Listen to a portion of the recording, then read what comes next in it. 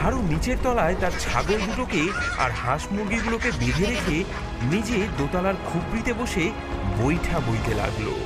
কখনো তারা দেখলো জলের তলায় আলো জেলে রূপোর মতন মাছেরা পাঠশালা বসিয়েছে। কে আসে? কে গো ভাসতে ভাসতে আসে? সে অনেক কাল আগের কথা। গঞ্জেশপুর গ্রামে থাকতো এক গরিব মানুষ, নাম তার হারু। এতই গরিব যে নুন আনতে পান্তা ফুরায়। কিন্তু হারুর মনে ছিল জোর আর বুকে ছিল সাহস। একবার কি হলো, সেবার ভয়ানক বন্যা এলো দেশে। আকাশ যেন ফুটো হয়ে গেছে। দিন রাত শুধু জল আর জল। গা গঞ্জ সব ডুবতে বসলো। সবাই যখন জিনিসপত্র নিয়ে উঁচু জায়গায় পালাচ্ছে, হারু মাথায় হাত দিয়ে বসে পড়ল। তার তো আর পালাবার জায়গা নেই। আর ডাঙা ঘরটা, সে তো এক ধাক্কাতেই তলিয়ে যাবে। হারুর ছিল একটা পুরনো ভাঙাচোরা ডিঙি নৌকো, ফুটো ফাটা, তালি দেওয়া। পেয়েছি, একটা বুদ্ধি পেয়েছি। কি রে হারু, এই ডুবু ডুবু অবস্থায় আবার কি পেলি?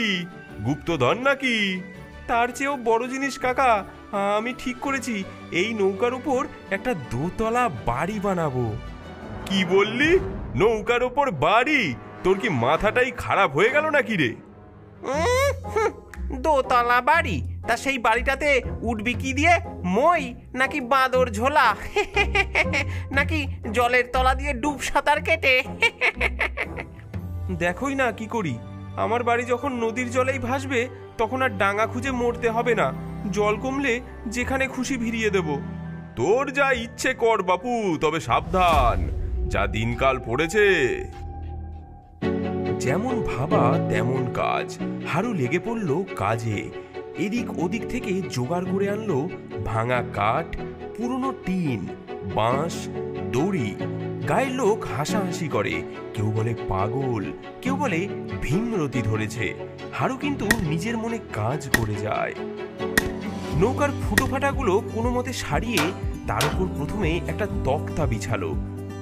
তারপর বাঁশ পুঁতে কঞ্চি দিয়ে দেওয়াল তুলে পুরনো ত্রিপল আর টিন দিয়ে ছাদ বানালো, ঠিক যেন একটা খাঁচা।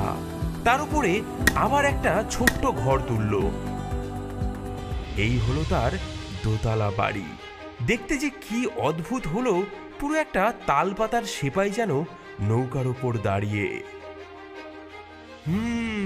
কাজটা মন্দ হয়নি। দেখা যাক কপালে কি আছে।